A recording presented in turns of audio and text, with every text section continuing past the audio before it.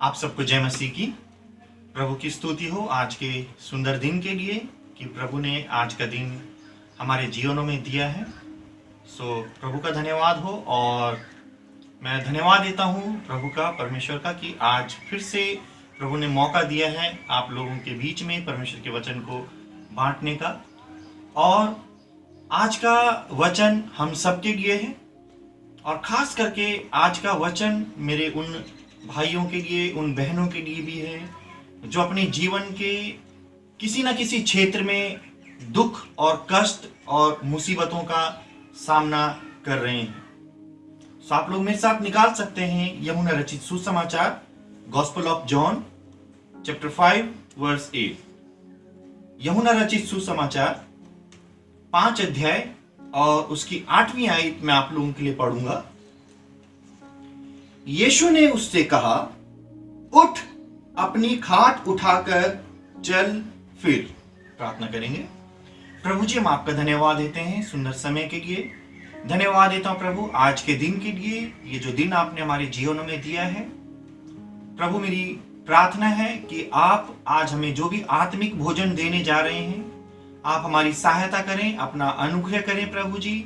और आज का वचन हम सब के लिए आशीष का वचन होने पाए। और प्रभु, आज का यह दिन 10 मई 2020 प्रभु हमारे लिए आशीष का दिन हो जाए।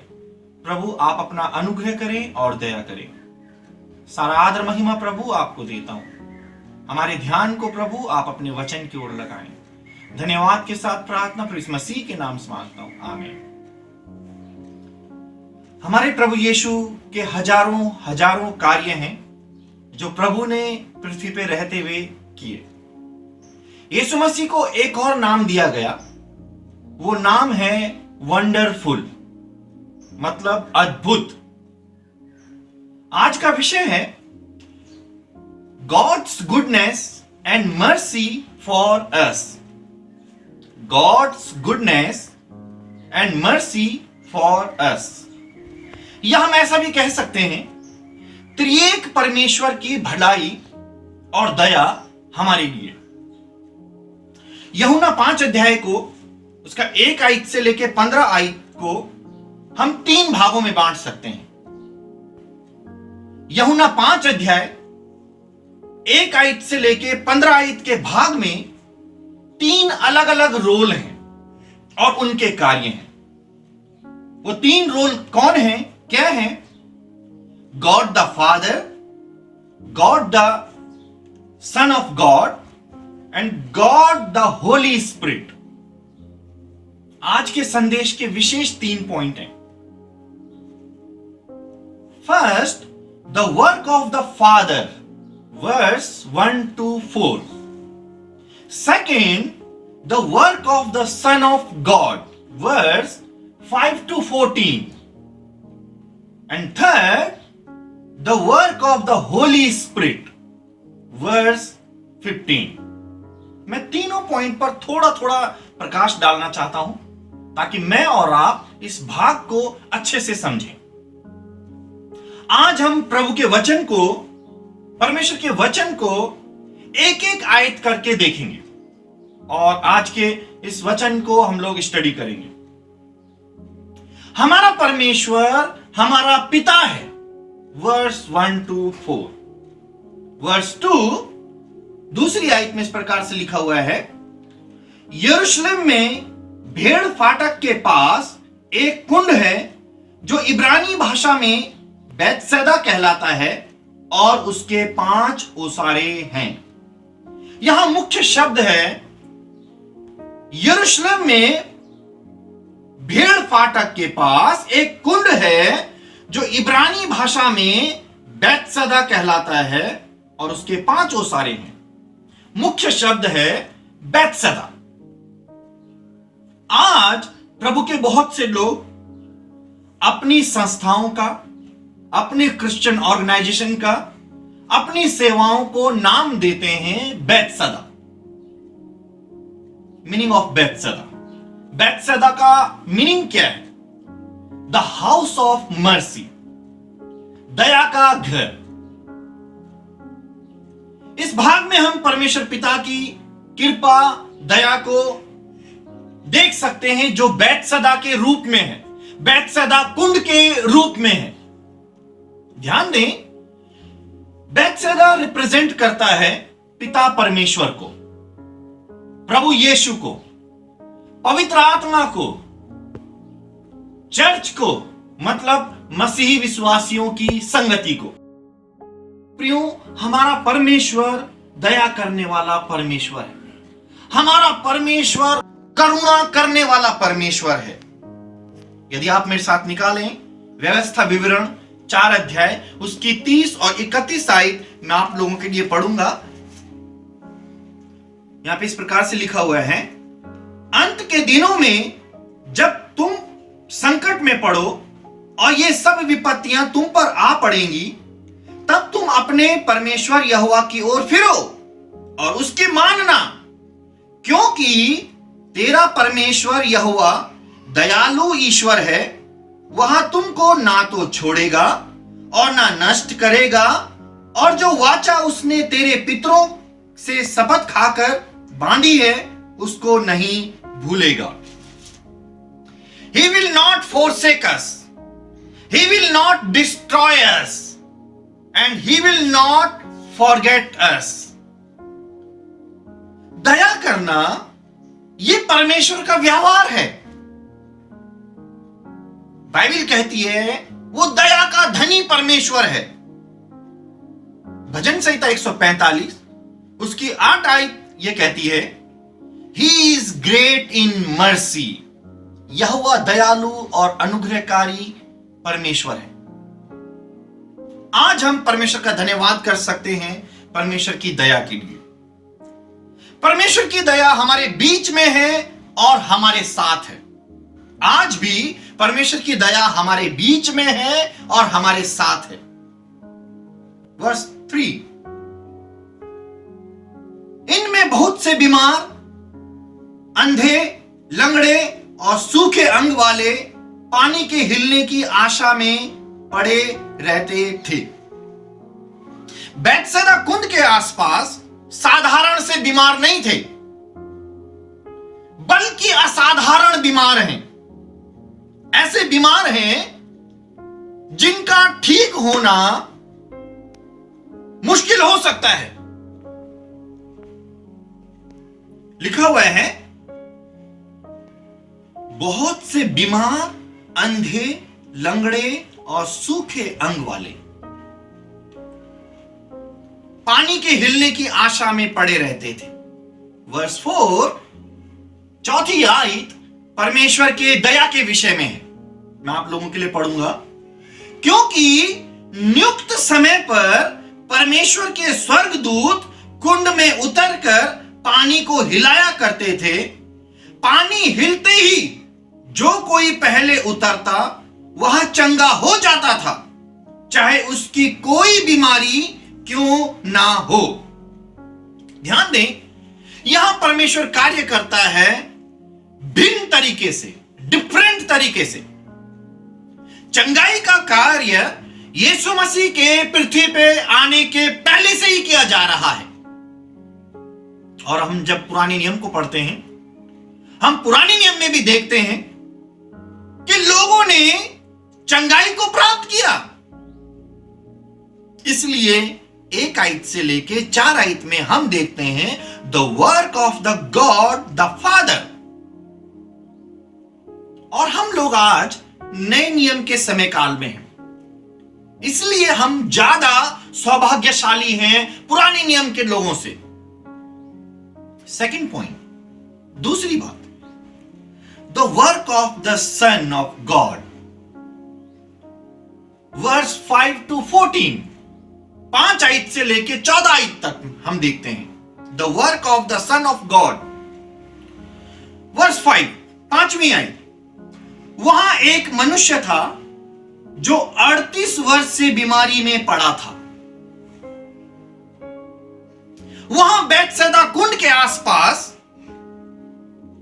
बैतसैदा कुंड के आसपास ही एक मनुष्य था जो 38 वर्ष से बीमारी में पड़ा था। बैतसैदा के पास वैसे बहुत सारे बीमार थे, लेकिन यहां एक विशेष व्यक्ति है जो 38 साल से 38 ईयर्स से बीमारी की हालत में पड़ा हुआ है, एक ही जगह पर, एक ही स्थान पर।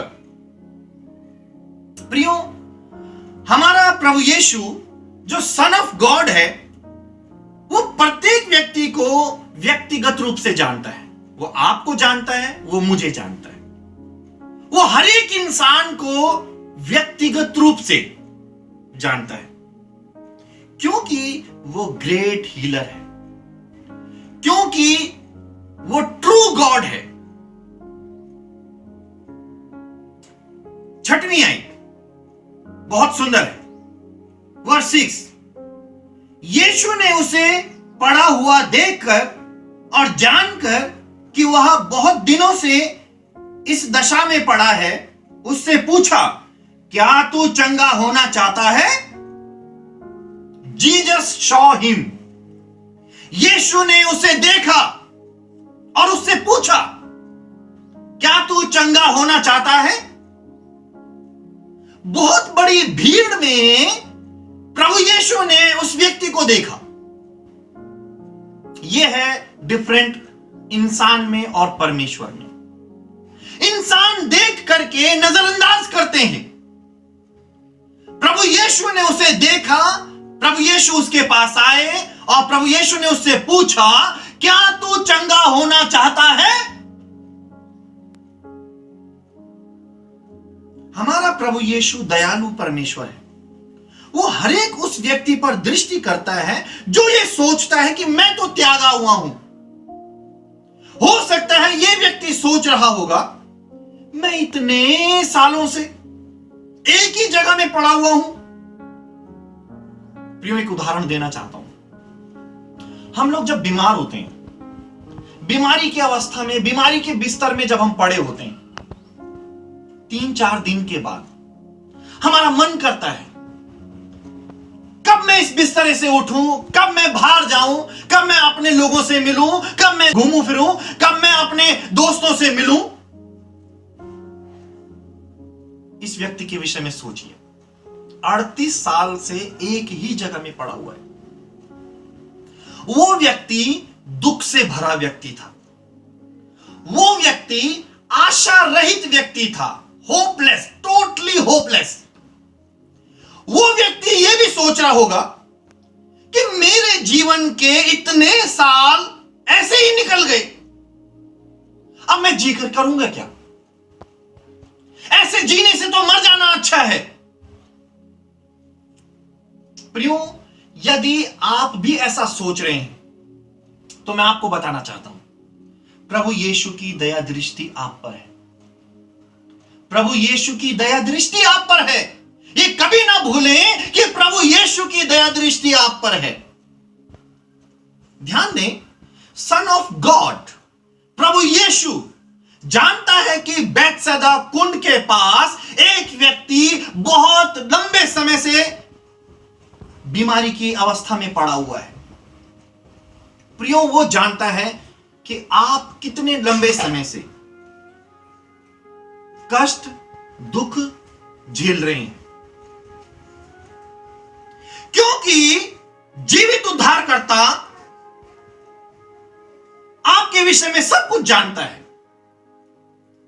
हो सकता है कि हम खुद अपने विषय में उतना नहीं जानते हो सकता है कि दूसरे लोग हमारे बारे में ना जानते हो, हमारी मुश्किलों के बारे में ना जानते हो, हमारी हालात के बारे में ना जानते हो, लेकिन जीवित उद्धारकर्ता प्रभु यीशु आपके और मेरे विषय में सब कुछ जानते हैं कि आप कितने लंबे समय से कष्ट झेल रहे हैं, मुश्किल झेल रहे हैं।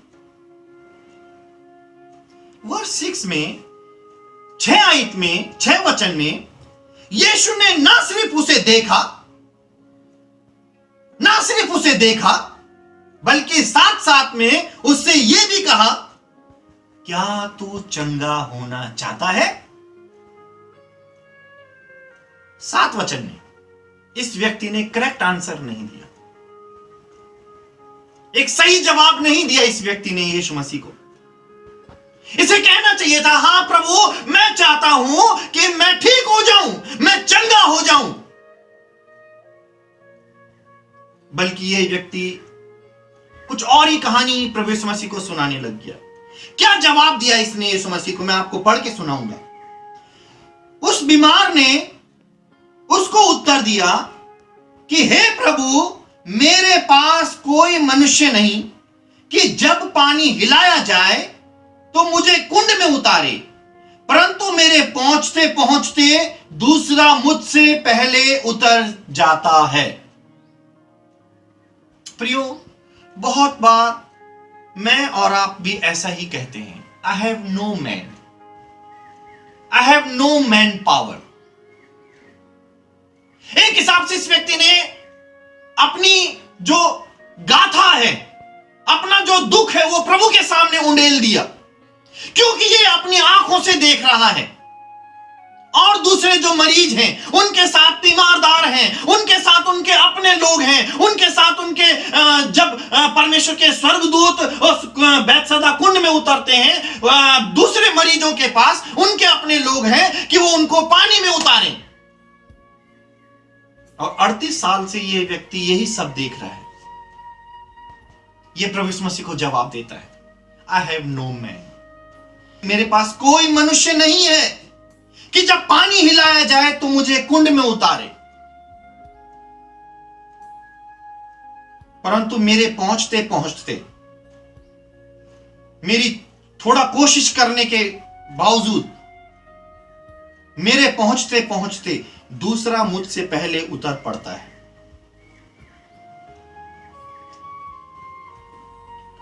प्रियो, हम भी कई बार कहते हैं ऐसा, I have no man power, कोई मेरी चिंता नहीं करता, कोई मुझसे मिलने नहीं आता, कोई मेरी सुधि नहीं लेता। हमेशा याद रखें, प्रभु यीशु हमेशा आपके साथ है, चाहे आप अकेले ही क्यों ना हो। वर्स 8वां वचन, 8वीं आयत, जीसस इज ग्रेट हीलर। 8वीं आयत को हम पहले ही पढ़ चुके हैं। यीशु ने कहा, उठ, अपनी खाट उठाकर चल फिर। वर्स 9वीं आयत, एक गुड रिजल्ट हम लोग यहां पे देखते हैं, एक बहुत अच्छा परिणाम हम यहां पे देखते हैं। वो मनुष्य तुरंत चंगा हो गया और अपनी खाट उठाकर चलने फिरने लगा। हालेलुया। वो व्यक्ति तुरंत चंगा हो गया और अपनी खाट उठाकर चलने फिरने लगा। प्रियो, अपने जीवन में प्रभु यीशु की दखलंदाजी होने दें, प्रभु यीशु का इंटरफेयर होने दें, और अपने भविष्य के लिए भी प्रभु यीशु को ही इंटरफेयर करने दें। आज लोग बहुत ही ज्यादा दुख में जी रहे हैं, पर समाधान सिर्फ प्रभु यीशु है।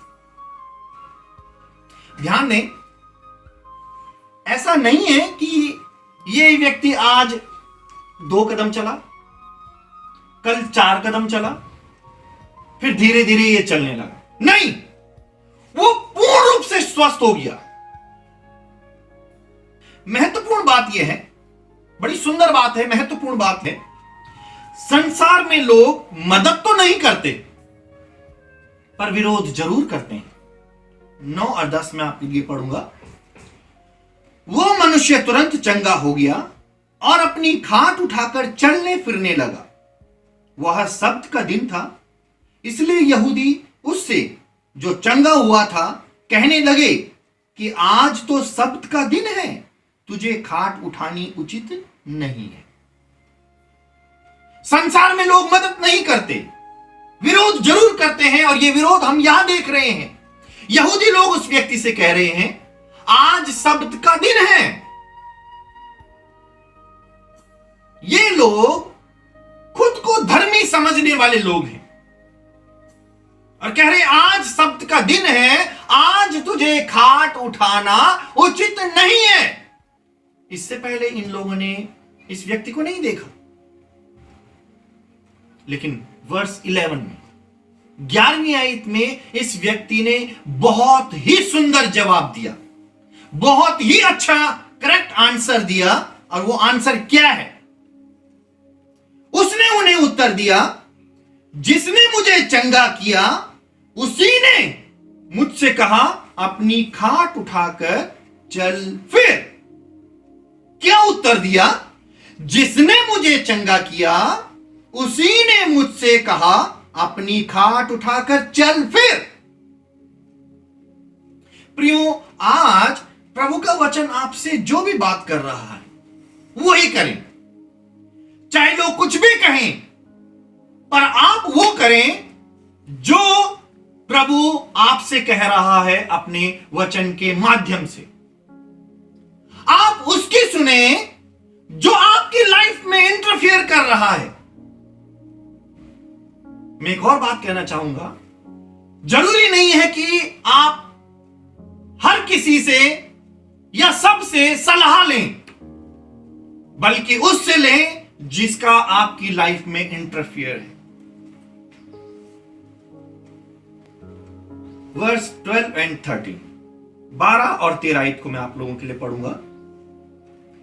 उन्होंने उससे पूछा, वह कौन मनुष्य है जिसने तुझसे कहा, खाट उठाकर चल फिर?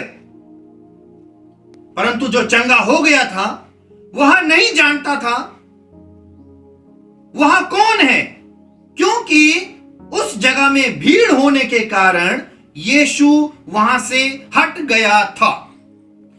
यीशु भीड़ होने के कारण वहां से हट गया था। अगर यह घटना आज होती और यीशु मसीह की जगह हम होते और यह व्यक्ति भी होता और लोग पूछते, बता किसने तुझे चंगा किया है, चाहे ये व्यक्ति को ना मालूम हो, पर हम कहते मैंने किया है, मैंने किया है, मैंने किया है। प्रियो, प्रभु यीशु ने ऐसा नहीं किया, क्योंकि उसे फेम और नेम नहीं चाहिए। आज काम छोटा और बहुत ही साधारण होता है, पर दिखावा बहुत बड़ा होता है बैनर के साथ। याद रखें,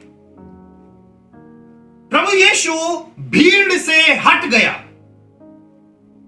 भीड़ से अलग हो गया। यह प्रभु यीशु का बहुत ही सुंदर डिवाइन नेचर है, डिवाइन हम्बलनेस है। प्रभु यीशु ने कहा, मैं मन में दीन और नम्र हूं। आज मैं और आप जो हम प्रभु यीशु के फॉलोवर हैं, हम प्रभु यीशु के इस डिवाइन नेचर को, डिवाइन हम्बलनेस को अपना लें। वर्स 14, 14वीं आयत में, इन बातों के बाद वह यीशु को आराधनालय में मिला। तब उसने उससे कहा, देख, तू तो चंगा हो गया है, फिर से पाप मत करना, ऐसा ना हो कि इससे कोई भारी विपत्ति तुझ पर आ पड़े। यीशु ने कहा, 14वीं आयत में हम लोग देखते हैं, वर्स 14 में, यह व्यक्ति प्रभु यीशु को आराधनालय में मिला और अब प्रभु यीशु फेस टू फेस इस व्यक्ति से बात कर रहे हैं। फेस टू फेस क्या बात कर रहे हैं? उससे कुछ कहा, लेकिन बड़ी सुंदर बात यह है, यह व्यक्ति ठीक होने के बाद प्रभु यीशु को आराधनालय में मिला। बड़े दुख के साथ एक बात कह रहा हूं, आज कुछ लोग आशीष, चंगाई प्राप्त करने के बाद गायब हो जाते हैं। एक उदाहरण है, प्रभु यीशु ने 10 कोढ़ियों को ठीक किया। 10 में से एक प्रभु यीशु के पास आया। प्रभु यीशु ने कहा, बाकी के 9 कहां हैं? क्या 10 शुद्ध ना हुए थे? बाकी के 9 जन कहां हैं? मैं ये विश्वास करता हूं ये एक जो वापिस आया है प्रभु यीशु के पास, ये अब प्रभु यीशु के साथ बहुत ही क्लोजली, बहुत ही घनिष्ठ संबंध रखते हुए प्रभु के साथ चल रहा है, प्रभु के साथ चल रहा होगा। वर्स 14, 14वीं आयत में यीशु ने उससे कहा, सिन नो मोर, सिन नो मोर। क्या कहा उससे? देख, तू तो चंगा हो गया है, फिर से पाप मत करना, फिर से पाप मत करना। ऐसा ना हो कि इससे कोई भारी विपत्ति तुझ पर आ पड़े। प्रियो, Jesus is the great counsellor. यीशु ने उसे सलाह दी, लीव योर पास्ट, फिर से पाप मत करना। आज मैं और आप भी कहें, प्रभु यीशु आप मेरे काउंसलर हैं। यीशु मसीह कमांडर है। यीशु मसीह ने कमांड किया उसको 8 वचन में, उठ अपनी खाट उठा और चल फिर। और यहां प्रभु यीशु मसीह काउंसलर हैं और कितनी सुंदर सलाह दी, फिर से पाप मत करना, ऐसा ना हो कि इससे कोई भारी विपत्ति तुझ पर आ पड़े। Leave your past. आज ये सलाह प्रभु यीशु की आपके लिए और मेरे लिए भी है। थर्ड एंड लास्ट पॉइंट, तीसरी बात, the work of the Holy Spirit. Verse 15, 15वीं आयत मैं आप लोगों के लिए पढ़ूंगा। उस मनुष्य ने जाकर यहूदियों से कह दिया कि जिसने मुझे चंगा किया है वो यीशु है। अब ये व्यक्ति जान गया कि मुझे यीशु ने चंगाई दी है, मुझे यीशु ने चंगा किया है। वो यीशु के नाम को जान गया और अब ये यहूदियों के पास जाकर के कहता है, जिसने मुझे चंगा किया, सुनो सुनो सुनो, जिसने मुझे चंगा किया है वो यीशु है। ये अब यीशु का गवाह है, ये अब यीशु का विटनेस है। प्रियो, ये व्यक्ति यीशु मसीह का विरोधी नहीं है, बल्कि गवाह है। पवित्र आत्मा का कार्य क्या है यहां पर? गवाही देना। गवाही देना यह पवित्र आत्मा का कार्य है। यहां पे प्रेरितों के काम 1:8 वचन अगर हम लोग पढ़ें, 1 अध्याय उसका 8वां वचन में इस प्रकार से प्रभु यीशु ने कहा, जब पवित्र आत्मा तुम पर आएगा तब तुम सामर्थ पाओगे और फिर उसके बाद तुम मेरे गवाह हो जाओगे पृथ्वी के कोने कोने तक। प्रियो, बीमार लोग चंगे होते हैं यीशु मसीह के नाम से। कमजोर लोग सामर्थ पाते हैं यीशु मसीह के नाम से, because he is true God.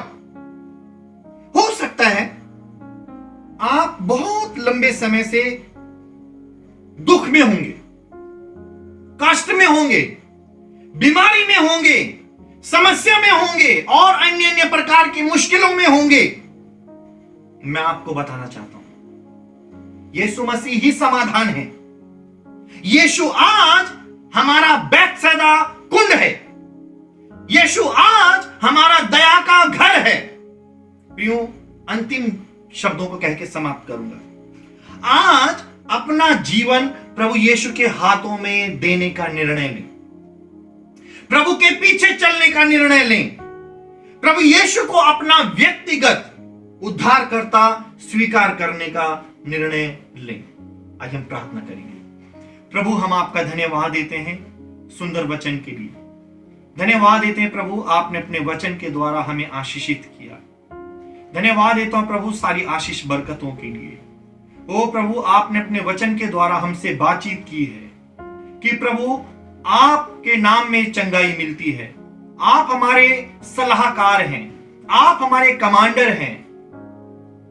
प्रभु, मैं धन्यवाद देता हूं आज के संदेश के लिए, आज के वचन के लिए प्रभु जी, कि प्रभु आपका वचन हमारे जीवनों में कार्य करता है। आपका वचन दोधारी तलवार है प्रभु मेरी प्रार्थना है आज मेरे उन भाइयों के लिए, मेरी उन बहनों के लिए जो अलग अलग प्रकार के दुख में अपने जीवन को जी रहे हैं, अलग अलग प्रकार की समस्याओं में हैं। प्रभु आप अपना अनुग्रह करें। मेरी प्रार्थना है प्रभु उन लोगों के लिए आज खास करके जो अलग अलग प्रकार की ऐसी बीमारी में पड़े हैं प्रभु, जिनका कोई इलाज भी नहीं है, लेकिन मैं विश्वास करता हूं प्रभु कि आप उनका इलाज हैं, आप समाधान हैं। आज आप हमारे लिए बैतसैदा कुंड हैं, आज आप हमारे लिए दया का घर हैं प्रभु, आप दया का सागर हैं प्रभु। आप अपना अनुग्रह करें और आप अपने बच्चों को छुएं और चंगाई बख्श दें। धन्यवाद देता हूं प्रभु कि आप हमें आत्मिक चंगाई देते हैं। धन्यवाद प्रभु आप हमें शारीरिक चंगाई देते हैं। धन्यवाद प्रभु सारी बातों के लिए। सारा आदर महिमा गौरव भक्ति प्रशंसा प्रभु आपको देता हूं। धन्यवाद प्रभु जी हमारी प्रार्थना सुनने के लिए। धन्यवाद के साथ प्रार्थना प्रभु यीशु मसीह के नाम से मांगता हूं, आमीन। प्रभु आप सबको आशीष दे।